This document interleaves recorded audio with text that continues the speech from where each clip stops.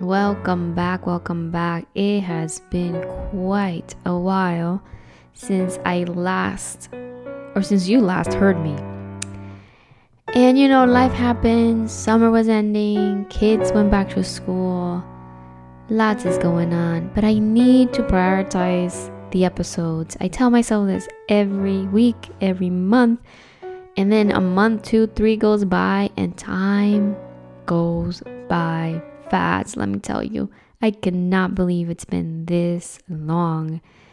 Welcome back to those that listen to this podcast, to those that do not, and is your first time being here with us. My name is Dr. Soyla Quesada, and I am your host of 2 Kids, 1 Doctorate. I began this podcast back in the year 2020, and I did it as a space in which I could provide my stories to help you through things in your own life, but also for you to find someone to relate to, right? There's a vast amount of podcasts out there, but which ones can you relate to, right? And which ones can you relate to in terms of in a personal level? Which ones? And when I started to see and go through podcasts myself, I said, wait a minute, there is something that's missing in all of this. And that is a voice like mine. I mean, yes, a voice like mine, because you can hear my voice is very particular, right? It is a mix of accents. I was born in the Dominican Republic, was raised in New Jersey. What's up, Jersey? And then I moved out of Jersey and lived in another state. And so I've kind of caught some of the ways in which things are set up here, little slangs here and there. And I also had to absorb some of the education lingo, jargon, right? Because when you get into professional spaces or into the education system, there are expectations of what to say, how to say it, when to speak, when not to make jokes, how to properly pronounce things, etc. And I've grown in those spaces. I know this. I have been in school for a very long time, right? Not only have I been in school for a long time, but I worked at a college for a long time. So I have been in the educational system longer than I have not been in the educational system, right? Because we're born and at the age of 5, you're in school, and now you have to embark on this journey, and I never stopped. I continued on. And the other voice is, my experiences. Who's out here talking about their experiences in the way that I'm talking about them? And yes, you might find a few, but there's not as many as there should be, because we're not sharing our stories. Let me tell you, my experience, a story of mine, a motivational speech of mine might make all the difference in your life. And that's why I'm here. I say all of that to y'all who have not even met me, and I also the ones that have met me and for the first time are hearing me even talk about this. And it leads me right into what I want to talk to you about today.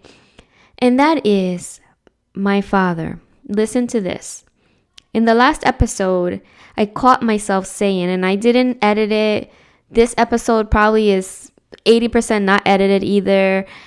Listen, I caught myself saying, oh, I have nothing. I learned nothing from my dad. And then, after that, I thought about it, and I'm thinking, there's so much of my dad in me that I have to come out and say it and give him credit for. The good and the bad, right? The good and the bad. If I wanted to have kids, if kids was in my future, which by the way, yes, they were in my future and they will be in my future forever. I've got 2 children. What I learned without growing up with a present dad, and I mean present in terms of like at all, communication, in person, not in person, all of that, none of it. I knew that if I was going to have children, I was going to be a very present parent. And I'm probably a bit too present. My kids are probably, about to divorce me, and they're 9 and 7. So I knew that. I also knew, which I have to say, right? Didn't work in my favor because there were so many things I had to unlearn, and I did not unlearn it, and I did not know that I had to unlearn it. And that is that I promised myself if I was going to have children, first of all, my mom was a teenage mom. I knew that I was not going to have babies as a teenager. I also knew that I was going to be very careful about who I chose to be my partner. And the other one is that I knew I was going to bring children into the world in a partnership. I did bring them into the world in a partnership. It didn't work out that we are still together. We've been divorced, separated, and guess what happened? Now the dad is doing the same thing my dad did, absolutely absent from my children's lives. So I've learned in my current situation, seeing my mom as a single mom without a dad, without my dad around for any support, financial or emotional, what I learned was that no matter what comes our way, we're going to have to make it work, right? And that's something bad that I gained, that I learned having an absent parent, but now I have to step up because my children have an absent parent. The other thing that I learned from not having him around, but knowing about him, is that everything is possible. My dad's family comes from a very prominent family in our small town in the Dominican Republic. So if you can imagine, there was a lot of wealth in the family. And I learned from knowing this history that you can have things that you want. You can work towards it.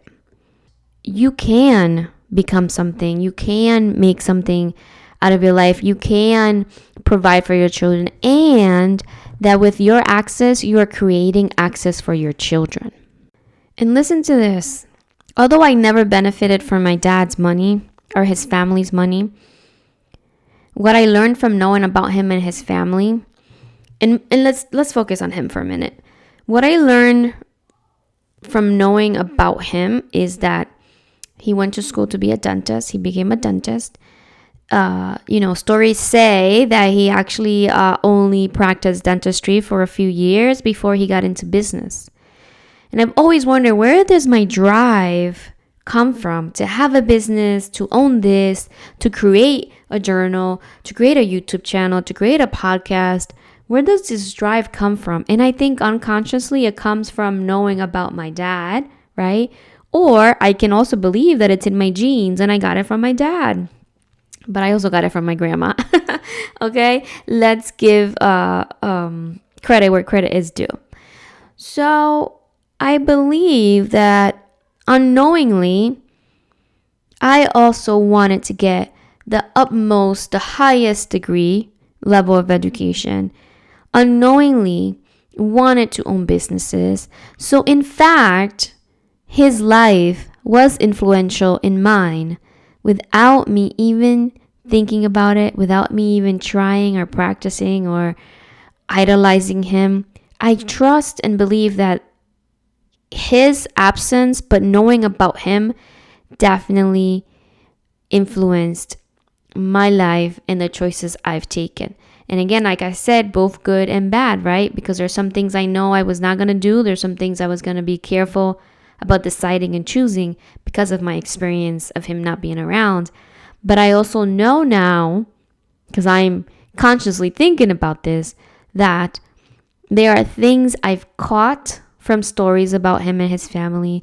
There are things I knew about him, and the little bit I did know, I did, not knowing, work towards same or similar things.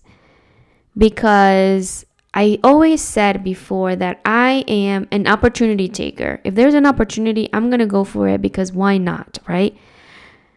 But what I didn't know is that in part is because of that. Well, let me tell you the three reasons. My grandmothers, both of them, okay? His mother, who also I was influenced by without even knowing her. My grandmother, my mom's mom, who has just been the pillar of the family, has been the person that has given it her all, sacrificed everything to give it all to generations after her. There is the unknown, now known influence of my dad. And my immigrant story, which I don't think I have touched on just yet deeply enough for you to kind of grasp my immigrant story, for you to understand that I was influenced by my experience as an immigrant, knowing that my grandmother gave it all, knowing that my mom had worked in factories, still is working her butt off, at this age, close to retirement, like understanding that women before me have made a lot of sacrifices. I knew that I needed to kind of like also step it up. And being an immigrant, if now you're given all these new opportunities, then why not take them, right? So that's the lens that I'm seeing things through, and those are the people that have influenced me, my life, and my world. Let's get back to my dad. Everything I have, I've had to work for. My mom has helped me, my grandmother has helped me, but nothing has ever come from my dad. But guess what? My dad owned properties, he owned apartments, he owned houses. I understand clearly, vividly, that his parents were able to leave him and his siblings property as wealth. And so knowing the value of investing, the value of putting money and not moving it, but putting it in a place where it grows is important. There is so much, I'm not saying, there is so much of me that is part of him. There is so much of me that I learned even without him being there, from what I heard about him, from what I knew about him, from my own experience of not having him around. And I say to you today, if you were raised in a single parent household, don't kind of side-eye the other parent. Understand that there's so much of them in you as well, because some things we attract because that's what we know. Some things we admire in other people because that's what we know. And some things we do because that's what we know. So think about what you do, how you live, what your favorite things to do are. What are your passions? How does that correlate, relate, align to an absent parent? Think about that. Because I knew in the last episode when I said, I'm nothing like my dad, or I didn't get anything from my dad. While I was recording it, you know what? When you say something out loud and then your own mind kind of tests you and says, are you sure about that? That's exactly how I felt when I said that. I said to myself, no, that just did not sit right with me. So yeah, begin to think about what are some things that you've gotten from one of the parents of yours that you have not been able to admit yet. I know it took me some time and speaking it out loud in order for me to realize that I've got so much of my dad in me. And it's not only if you had an absent parent. It is also if you had both parents at home and you disliked one of your parents and you were just like, I'm nothing like that person. You probably have some stuff from them as well. And then again, some things we pick up, some things we tend to want to be because of that person. You just never, ever know until you really start reflecting on, dag, where did that come from? Why do I do that? Okay, I'm a lot like my dad. Oh, one more thing before I go. One other thing that I'm so much like my dad, when I talk, I don't move my jaw very much. It's I have to actually think about opening my mouth when I speak, because I tend to kind of speak through my teeth. And that's exactly how my dad talks. He talks through his teeth. Yeah, and he talks fast, and I do too. So think about a low-toned, through your teeth, and fast speaking. I got that from him. Yes, I did. And most importantly, because I'm so proud of my last name, I get my last name from him. And it's always been a point of pride for me to carry the last name Quesada. Again, unknowingly, I've always been very, very proud of it. I'm getting chills talking about this, because it's probably because I felt that was our connection. Our last name was the only connection I had to him. I say that to not really understand why you're so proud of your last name, and then realizing because that was the thread between you and your dad, although he was never around. And with that, I will wrap up this episode before it gets too long. And if you have not heard my children in the background, they're happily enjoying being very loud at the moment. And I'm sure I have to get to what they're doing. I hope for you that you find meaning in what you're doing, that you find purpose in your life, that you begin to see all the wonderful parts of you, and that you begin to believe that you are worth it. Because all you need to do is believe it, because you already are worth it. Take care. Thank you for listening. This is Dr. Zoila Quesada, your host on 2 Kids, 1 Doctorate. Take care.